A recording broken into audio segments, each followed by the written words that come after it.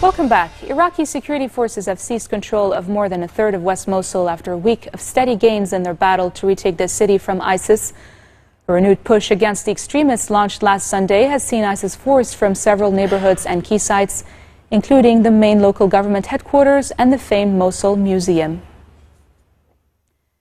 A diplomatic row between the Dutch and Turkish government shows no sign of ebbing, with the Netherlands barring Turkey's foreign minister from entering the country and forcing the Turkish family affairs minister to leave the country. Both Turkish officials wanted to hold rallies for Dutch Turks to gain support for a constitutional referendum to be held in April. Emily Wyther reports. There was meant to be a rally, but instead this happened. Police using force to break up demonstrators outside the Turkish embassy in Rotterdam. So how did it turn into this? First, on Saturday, Turkey attempted to send its foreign minister to the Netherlands to hold a rally among Dutch Turkish immigrants. It was in support of a referendum campaign which aims to give President Erdogan new powers. The Netherlands had asked the minister not to come, revoking landing permission for his plane. As the spat escalated, the Turkish president threatened the Netherlands with economic sanctions, calling the Dutch government Nazi remnants and fascists. Later Saturday, Turkey's family affairs minister travelled from Germany and attempted to address a large crowd in Rotterdam. She was stopped by Dutch police, declared an undesirable alien and escorted back to the German border. We were taken out of the vehicle and taken to a police station on border with Germany with police escort. We were held at police station for 1.5 hours. We were dished out very harsh and rude treatment. With just days until a Dutch election, Prime Minister Mark Rutte says he's doing everything to de-escalate the fallout. The government had said any rallies would stoke tensions before polling day. It may be too late for that. A Jordanian soldier who killed 7 Israeli schoolgirls in 1997 was released after serving 20 years in prison. Ahmad Dakamse was released from the Bab al-Hawa prison in Irbid, north of the capital Amman. In March 1997, he fired an automatic weapon at Israeli schoolgirls on a trip to the Jordan-Israel border, killing 7 of them and wounding 5 others and a teacher. He had been sentenced to life imprisonment.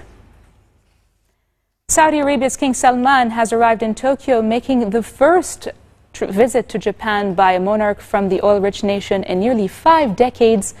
The king, who was greeted by Japan's Crown Prince Naruhito at the airport, will meet Prime Minister Shinzo Abe on Monday and Emperor Akihito on Tuesday. Saudi Arabia is the largest provider of oil exports for Japan, which relies on Middle East for energy to power the world's 3rd largest economy. Officials say Japan hopes to widen its relations with Saudi Arabia and help the country's efforts to diversify its economy, including exploring ways to increase Japanese investments in non-energy sectors such as manufacturing. And still in Asia, ousted South Korean President Park Geun-hye left the presidential palace this evening, 2 days after the country's constitutional court removed her from office over a massive corruption scandal. South Korean television showed Park leaving the Blue House after bidding farewell to staff. She was heading for her home in the Gangnam district of the capital, Seoul, where hundreds of flag-waving supporters waited. Preet Bharara, a prominent U.S. prosecutor, said the Trump administration fired him after he refused to step down, adding a discordant note to what is normally a routine change of top lawyers when a new president takes office. The New York U.S. Attorney's defiant exit, first announced on Twitter, raised questions about President Donald Trump's ability to fill top government jobs. More details in this report. It was just a classic quid pro quo criminal scheme.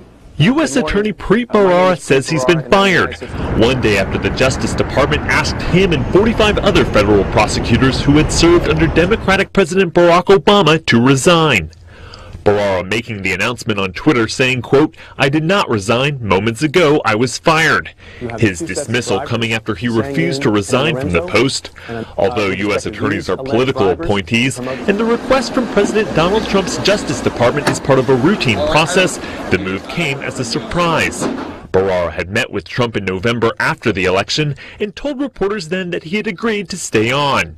He had overseen many high-profile cases, including the lifetime settlement against Times Square bomber Faisal Shahzad and the $1.8 billion insider trading settlement against the hedge fund SAC Capital Advisors. Barara called being the U.S. attorney in the Southern District of New York the greatest honor of his professional life. It is hacking as a business model. This marks the end of our bulletin for today. Now for a reminder of our headlines. Lebanese cartoonist Stavro Jabra passes away as a result of chronic illness. The artist was 70 years old. Foreign Minister Gibran Bassil announces he will propose a new electoral law whereas Progressive Socialist Party leader MP Walid Jumblat renews his reservations over the proportional representation system. And a diplomatic row between the Dutch and Turkish government shows no sign of ebbing. Turkish President Recep Tayyip Erdogan warns his country will retaliate in the harshest ways. Those are your top stories for today. I'm Linda Tamimina. Thank you all for watching.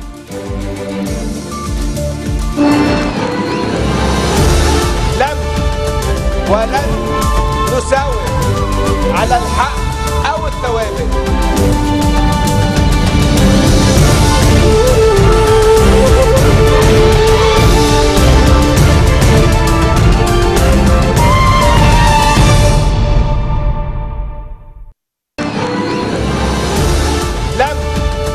ولن نساوم على الحق أو الثوابت.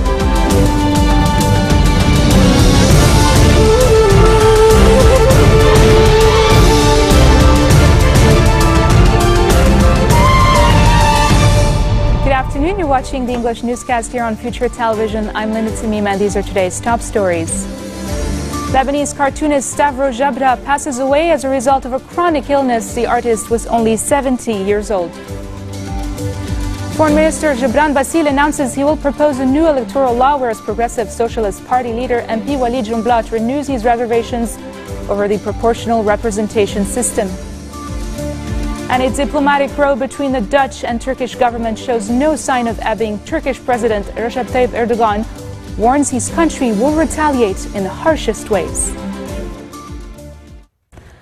Stavro Jabra, a famous cartoonist who has worked for the Daily Star and other newspapers in Lebanon and abroad, has passed away aged 70 as a result of a chronic illness.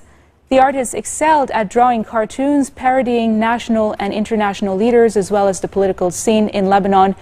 He also drew for a number of Lebanese magazines and TV channels where his work garnered local and regional admiration and appreciation.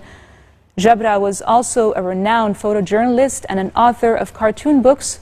Information Minister Melhem Riashi mourned the artist on Twitter, saying Jabra is a pen that stabs ignorance with liberty. Maronite Patriarch Shadarahi hailed the recent military and security nominations, deeming them successful. The Patriarch also said the Lebanese people were waiting for a new electoral law based on true parity and fair representation. He also called for the approval of a budget that prevents the misuse of public funds rather than imposing more taxes on people already suffering from the socio-economic situation. Foreign Minister Gibran Bassil says the Free Patriotic Movement will remain reformist and progressive. In a speech delivered during the second annual FPM convention at Biel, Bassil said, quote, "We have to be a role model as ministers, MPs and officials," and warned that the FPM will clamp on party members who believe that President Michel Aoun's win in the presidential race would be a source of financial gain. Bassil carried on saying that the Constitution should be open to amendments and not be static. He also promised to propose a new electoral law to be announced on Monday. And for his part, Druze leader MP Walid Jumblat has renewed his reservations over the proportional representation electoral system, noting he will back such a law only if it preserves an accepted level of partnership. Jumblat has repeatedly rejected proportional representation, warning it would marginalize his minority Druze community, whose presence is concentrated in the Shuf and Alay districts. In a recent conference for his Progressive Socialist Party, he called for implementing the reforms stipulated by the 1989 Ta'if Accord, or holding the elections under an amended version of the controversial 1960 electoral law. He later announced he might accept a so-called hybrid electoral law that mixes proportional representation with the winner-takes-all system. A young girl who was abducted when her mother's car was stolen in South Lebanon was returned to safety.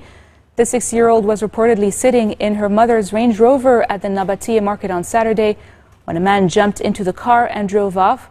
The girl said the thief dropped her off in a Bekaa town she did not know, adding that she was treated well.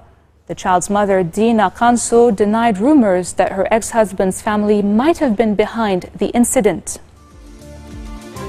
The Trump administration reportedly fires prominent U.S. prosecutor Preet Bharara. That's coming up next. Stay with us.